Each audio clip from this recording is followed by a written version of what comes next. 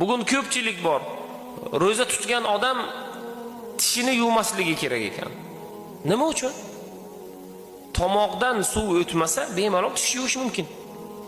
Ro'zador odam xushbo'ylikdan foydalanmasligi kerak. Nima uchun? Nimaga?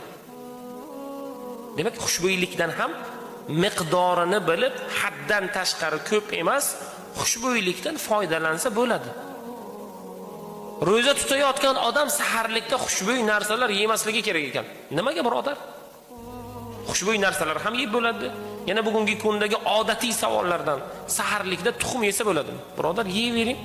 Ishtaha tortsa yeyvering. Nima muammo? Alloh fazl bersin. Alloh yaxshilik bersin. Siz o'zingizga yoqqan, ishtahangiz tortadigan bir narsa yeyingki, kelgusi kun davomida sizga quvvat bo'lsin, Alloh fazl bersin, ro'zalaringizni qabul qilsin va inshaalloh sizni sog'lig'ingizga biror bir zarar va shikast yetkazmasin.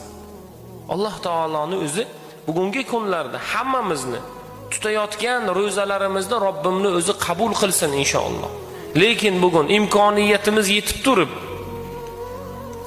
ishimizni, tashvishimizni yoki qaysidir bahonalarni ro'kach qilgan holatda men bugun ro'za tutmayman yoki boshida 3 kun tutaman, oxirida 3 kun tutaman, yo boshida bir 10 kungina tutib qo'yay, ob-havo yaxshi keyin tutmay qo'yaveraman deyishlik bu xato.